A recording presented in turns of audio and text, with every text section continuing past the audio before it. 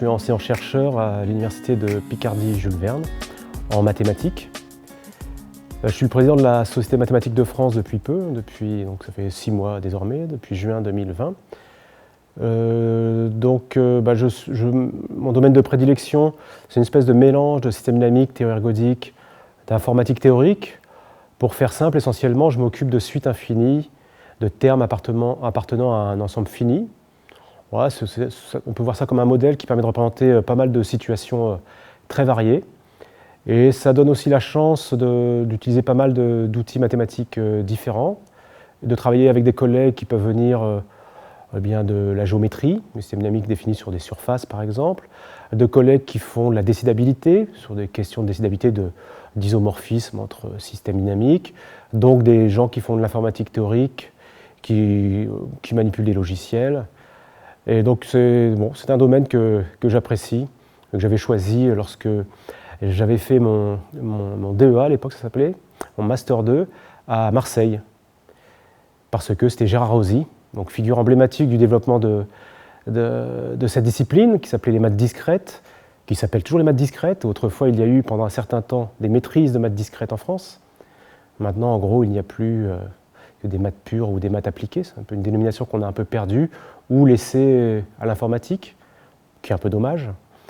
Et auparavant, avant d'arriver à Marseille, j'étais à Reims. J'étais à Reims où, rentrant à l'université, j'avais prévu plutôt d'être prof de sport. Mais je dois dire, et ça c'est quelque chose que j'aime bien dire, que ce qui m'a plu, peut-être même avant les mathématiques, parce que les mathématiques, je les ai découvertes vraiment à l'université, c'était l'université. J'ai adoré l'université. Le fait qu'on soit noyé parmi 150 élèves, qu'on nous fiche une paix royale, que l'on ne nous mette pas le doigt dessus lorsqu'on n'a pas rendu son devoir. Et bizarrement, ça m'a fait travailler beaucoup plus. J'ai beaucoup apprécié l'université et sa bibliothèque. Ça, c'est un truc que je conseille lorsque je parle à des élèves qui s'interrogent sur leur orientation. Je leur dis d'aller à la bibliothèque, il y a absolument tout.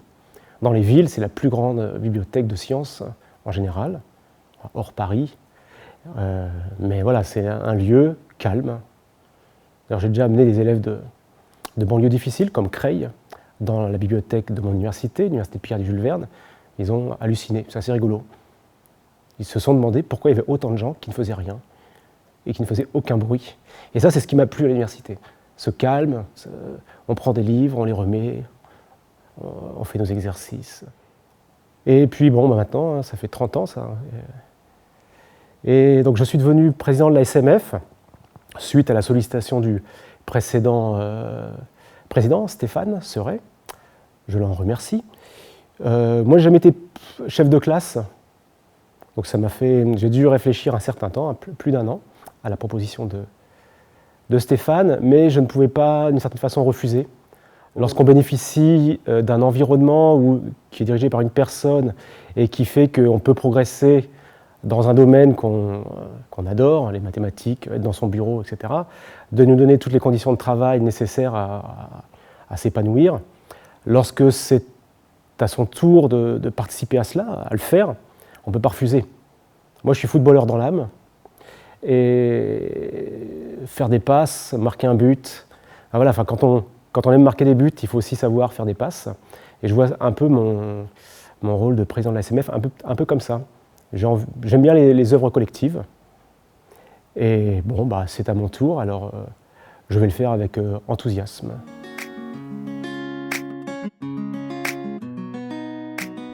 La SMF est une vieille dame, parce qu'elle aura en 2022 150 ans, et nous ferons une conférence en son honneur à ce moment-là. Ce sera en mars 2022. Et donc ces missions peut-être ont évolué, mais essentiellement au départ c'est devenu rapidement une maison d'édition. Donc nous avons des collections qu'il faut savoir faire évoluer. Mais petit à petit, on va dire peut-être les 30 dernières années, suite à de nombreuses initiatives des présidents précédents ou de collègues qui avaient ces idées, on s'est ouvert aussi au grand public, donc au monde des collégiens, lycéens, ou toutes ces personnes qui aiment les mathématiques mais n'ont jamais eu envie de faire des études. J'en profite pour dire que c'est bien dommage maintenant avec la réforme du bac que ces personnes n'aient plus accès aux sciences mathématiques en première et en terminale. Et donc, on a des cycles de conférences, de très nombreux cycles, qui s'adressent essentiellement aux lycéens, aux étudiants et au grand public. Et plus récemment, et j'en suis assez content parce que j'avais été utilisateur de ces programmes, MathC2+, là, qui nous permet de couvrir un spectre encore plus large, puisque ça s'adresse à des collégiens. Donc on a un spectre de diffusion des mathématiques qui va du milieu professionnel, la publication, on a les annales de l'ENS, on a les bulletins de la SMF, on a plusieurs autres collections de livres, astérisques.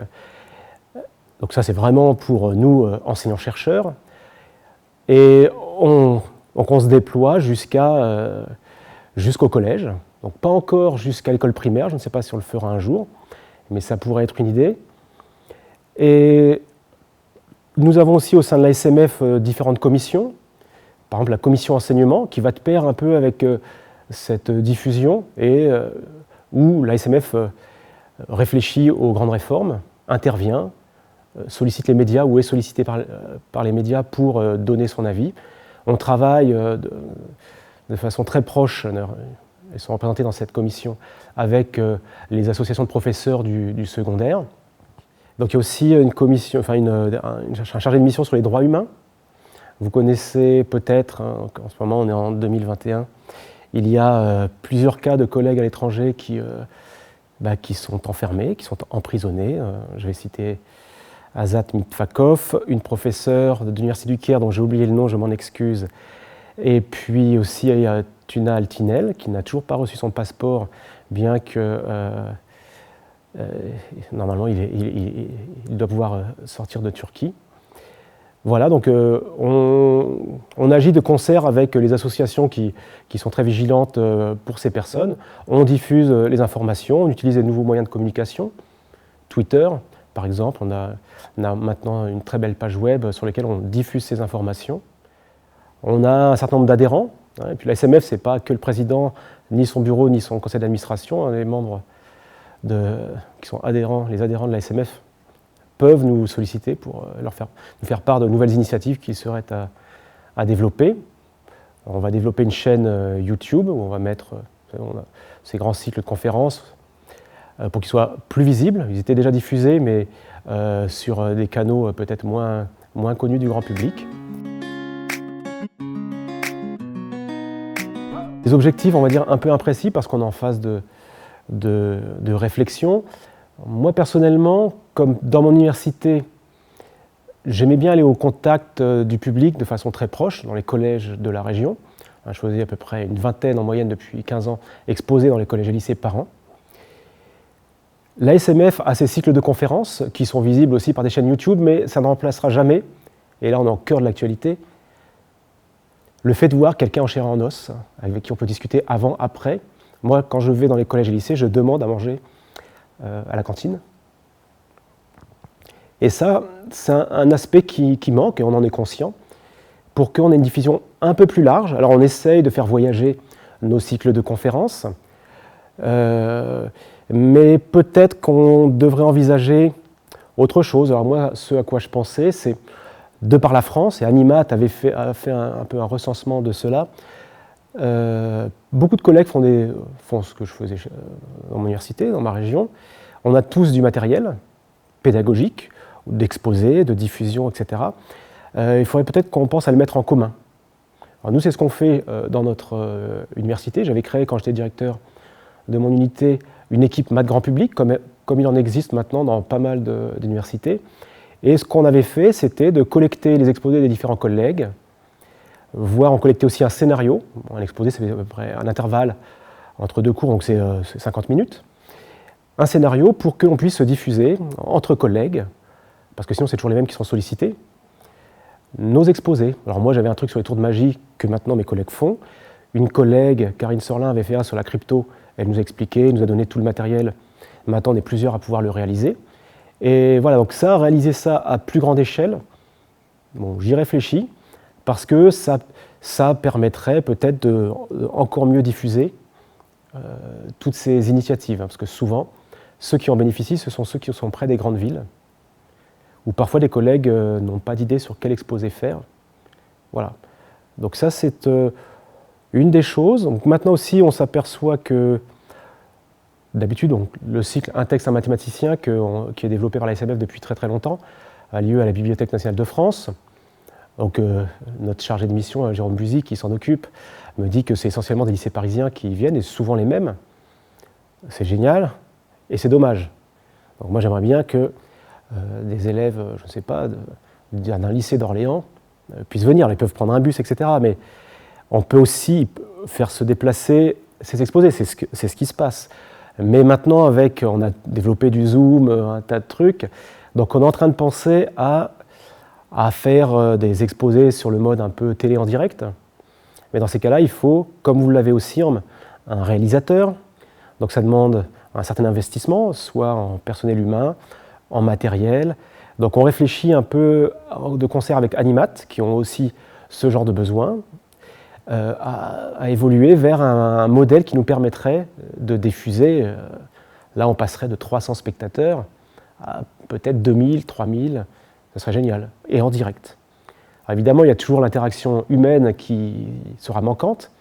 Là, cette semaine, je suis à une conférence en hybride, c'est vrai que c'est compliqué, mais on passerait de 300 à peut-être 2000, et ça, c'est pas rien. Et on pourrait toucher des collèges ou des lycées qui sont difficilement atteignables. Pour donner un exemple, dans ma région, des fois, il faut faire 150 km sans autoroute. Ici, à Marseille, si on veut faire un exposé à Digne, c'est long. C'est long. Donc c'est un exposé d'une heure, c'est une journée de transport. Donc voilà, moi j'ai toujours ça en tête. Donc ça, c'est un des projets. Les autres projets, donc, du point de vue éditorial, il faut vendre plus de livres. Donc ça, c'est l'aspect un peu commercial. Mais je pense qu'on a un déficit de notoriété, évident. La SMF, vis-à-vis d'éditeurs comme Springer, mais eux, c'est des machines de guerre, Elsevier. Et donc nous, on doit réfléchir à nouveau à la diffusion. Moi, je pense à un cours spécialisé qu'on devrait peut-être... on devrait être plus proactif pour trouver de bons ouvrages qui seraient accessibles à nos étudiants de M2, doctorants, jeunes chercheurs et au-delà. Donc là, on y pense avec Frédéric Bayard qui travaille avec moi à la SMF au niveau de l'édition. Et aussi réfléchir aussi à des modèles économiques qui permettent d'aller vers la science ouverte. Essentiellement, la science ouverte, ultimement, souhaite que tout soit gratuit. Mais nous avons quand même des employés. Et tout gratuit, ça fait peur, puisque ça veut dire plus de rentrée d'argent, donc plus personne au sein de la SMF. Donc il faut trouver un modèle économique qui nous permette d'être au plus près d'un modèle, et je comprends, moi je suis le premier à vouloir que la recherche que nous produisons, nous chercheurs, soit disponible à tout public français, puisque je suis payé par l'État français. Et c'est dommage qu'il nous faille payer des abonnements pour avoir accès à ce que nous produisons. Un peu incroyable, mais c'est comme ça. Et donc, moi, je suis très sensible à ce modèle. Mais maintenant que je suis président, parce qu'une chose est d'être enseignant-chercheur, de dire il faut que tout soit gratuit. Une autre est d'être en responsabilité, de s'apercevoir que finalement, c'est vrai que tout ça, ça a un coût. Et il ne faut pas faire de bêtises. Parce que la SMF a 150 ans, je n'ai pas envie qu'après moi, elle mette la clé sous la porte. Voilà, donc ça, c'est pas simple. Les avis aussi sont très, très divergents. On y réfléchit sérieusement, et je préfère ne pas dire ce qu'on a en tête, parce que sans doute que ça n'aura pas lieu, ça sera sous une autre forme. Mais en tout cas, avec notamment Frédéric Bayard, le bureau et le CA, ce sont des sujets récurrents dont nous discutons. Donc on a, comme beaucoup de structures, on a un bureau et un conseil d'administration. Le conseil d'administration est élu par tiers chaque année, donc on est 24, et tous les ans on réélit 8 personnes. Et puis au sein de ce CA, on choisit un bureau. Et en gros, le bureau, lui, s'occupe des affaires plutôt courantes. Et le conseil d'administration, souvent, c'est plutôt des gros enjeux financiers. et puis aussi de toutes ces prises de position où on a besoin de leur avis, des 24 représentants, pour nous dire oui, on est d'accord pour que l'ASMF signe telle lettre, ou produise telle lettre, tel document qui soit envoyé à tel ou tel endroit. Ouais, je dois remercier d'ailleurs mon bureau et mon conseil d'administration parce que je suis très très bien entouré. Et c'est bien de bien choisir aussi, oui, parce qu'on sollicite des gens pour qu'ils se fassent élire, d'avoir des gens sur qui on peut compter. Et là, je dois dire, mon bureau est formidable. Et aussi un message que je peux lancer, c'est que bon, l'ASMF, ce n'est pas seulement le président, le bureau, le conseil d'administration, le staff qui est formidable également. Hein, on a du personnel à Marseille et puis à Paris, à l'IHP. Mais c'est aussi tous les adhérents, et même au-delà des adhérents. C'est-à-dire que si un adhérent ou quelqu'un d'autre a une initiative qu'il veut développer, il ne faut pas hésiter à nous soumettre l'idée, parce que nous, on est preneurs. On n'est qu'une représentation d'une partie, même thématiquement, ou au niveau des sensibilités, on ne vous représente pas tous, chers collègues. Donc on est vraiment très très à l'écoute. Certains le savent et nous sollicitent, surtout pour les droits humains par exemple. Et une initiative par exemple en 2020, mais qu'avait déjà mis en place mon prédécesseur Stéphane Serret, c'est pour les docteurs agrégés qui sont agrégés, ils font une thèse ou ils l'ont finie et qui demandent des détachements auprès de leur rectorat et qui parfois ne l'ont pas. Donc, cette année, par exemple, il y en a 19 qui ne l'ont pas eu. Donc dans ces cas-là, on peut faire un recours. Et nous, on avait fait savoir que la SMF pouvait appuyer leur demande. Et sur les 19, 18 finalement ont eu un recours qui est accepté. Donc ils ont pu aller soit en postdoc, soit poursuivre leur thèse dans de bonnes conditions. Et l'un d'entre eux, le recours a été refusé. Mais heureusement, la SMF peut encore intervenir. Donc là, il faut aller encore plus haut, au-delà du rectorat. Et ça avait fonctionné. Il faut le savoir, hein, on œuvre beaucoup pour l'enseignement, le collège, le lycée. On travaille avec les professeurs de collège et de lycée, de classes préparatoires. Pour nos jeunes docteurs, oui, une initiative aussi qui est mise en place par l'INSMI, maintenant que j'y pense, c'est le réseau R2M qui permet à des gens qui ont encore envie de faire des mathématiques, qui ont un doctorat, mais qui se trouvent, par exemple, dans l'industrie, ou dans un lycée en tant qu'enseignant, de pouvoir être dans un labo en tant que chercheur associé. Et donc R2M, le réseau R2M, la SMF et l'INSMI essayent de favoriser cette insertion pour continuer à garder un contact avec le milieu de la recherche, parce que en général, ces personnes ne demanderont pas d'argent du laboratoire, mais nous, ça peut être une richesse dans le sens où on garde un contact avec l'industrie. Et ça, c'est pas facile à mettre en place en général dans les laboratoires. Si ce réseau pouvait contribuer notamment à cela, je pense que ça nous serait profitable lorsqu'on monte nos maquettes de Master 2 et qu'on cherche des professionnels sur certains thèmes, et bien d'avoir déjà des contacts grâce à ces professeurs associés, grâce à ce réseau R2M, ça facilite considérablement la mise en place de la maquette. En France, on est aussi en relation avec, et c'est assez récent, ça a été développé par mon prédécesseur Stéphane Serret, et une association est en train de se monter, c'est une association de sociétés savantes, et certains textes de l'actualité, la LPR, des lettres ont été montées par cette association, la SOCACAD pour l'instant, elle s'appelle, et qui ont permis de recueillir sur certains textes 80 signatures de sociétés savantes. Là, qui vont du sport aux langues germaniques, à la physique, la biologie, etc., etc. Donc là, ça nous donne plus de poids, parce qu'un constat malheureux qui a été fait par Stéphane Serret, mon prédécesseur, c'est que lui, il a beaucoup œuvré avec Louise Nyssen, qui était à l'époque notre chargée de mission, enseignement, contre la réforme des lycées. En tout cas, ils ont été plutôt constructifs, hein, pas réactionnaires. Ils ont proposé des pistes, des solutions à nos critiques. Et bien, le résultat a été nul. Voilà. Pour beaucoup, beaucoup d'énergie dépensée.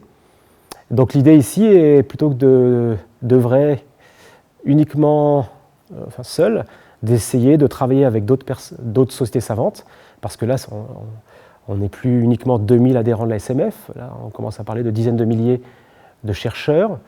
Ça demande parfois à ne pas exiger exactement ce qu'on souhaiterait, parce qu'il faut un consensus pour qu'on signe une lettre tous ensemble. Donc ça, c'est un exercice qui n'est pas simple, mais pour l'instant, il faut dire que la LPR était tellement fédérative contre elle chez les chercheurs que c'était assez facile de signer tous ensemble. Et donc là, c'est en train de se construire. C'est en ce moment. Là, il faut que cet après-midi, je lise mes mails pour la constitution de cette nouvelle assemblée. Et on espère que nous aurons plus de poids, mais malheureusement, à nouveau, pour la LPR, c'est beaucoup, beaucoup d'énergie pour un résultat nul. Donc, mais il faut s'armer de courage et continuer.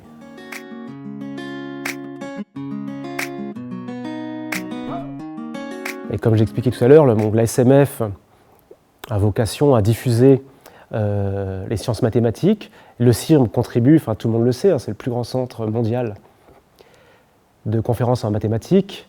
Moi, étant étudiant à l'Uminic, lorsque j'ai fait ma thèse, j'ai pu en bénéficier, et c'est un lieu absolument incroyable, il faut le dire, sa bibliothèque, ou ne serait-ce que tout ce programme qui malheureusement en 2020 a été diminué des 3/4 à peu près. Et donc on agit de concert, avec le directeur actuel Pascal Hubert, mais avec Patrick Foulon aussi préalablement. Ce sont des entretiens réguliers, plusieurs fois par mois, sur différents sujets. Ce que je regrette un peu en arrivant à la SMF, parce que moi-même en tant qu'enseignant-chercheur, avant cela, je n'étais peut-être pas assez conscient de cela, c'est du travail réalisé par la SMF au travers du CIRM, pour le bénéfice de tous les collègues, et de l'INSMI aussi, hein, et de Aix-Marseille Université, parce que souvent, je parle du coup pour moi, quand on arrive ici, on a l'impression que ça existe, donc on en bénéficie, et c'est normal. Les séjours sont, pour une bonne partie, beaucoup sont gratuits, donc c'est gratuit. Et non. Et en fait, les chiffres, quand on assiste au premier CA, où il y a le commissaire aux comptes qui parle et qui les présente, on s'aperçoit que derrière, il y a forcément beaucoup de travail, puisque le budget du CIRM est absolument colossal. C'est quelque chose, de mémoire, entre 4 et 5 millions d'euros par an, pour entre 4 000 et 5 000 conférenciers, participants. Ça veut dire des frais par participant qui s'élèvent à 900 euros. Et vous le savez, les frais que l'on fait payer à nos collègues lorsqu'ils payent, c'est 525 euros, je crois. Il manque 400 euros. Mais donc ça veut dire que le CIRM, l'INSMI, Aix-Marseille Université, la SMF, ils sont derrière pour aller chercher des subventions, pour faire que ça fonctionne, pour optimiser aussi les dépenses, etc.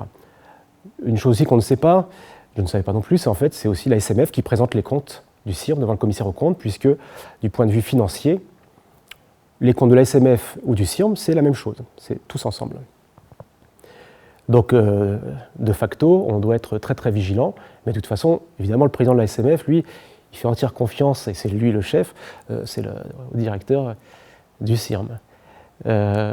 Donc que nous apporte le CIRM? Comme je le disais tout à l'heure, on peut se faire valoir d'aller des collégiens aux Medaille Fields qui viennent ici assister à ces conférences, et donc d'avoir un spectre absolument colossal de diffusion des mathématiques.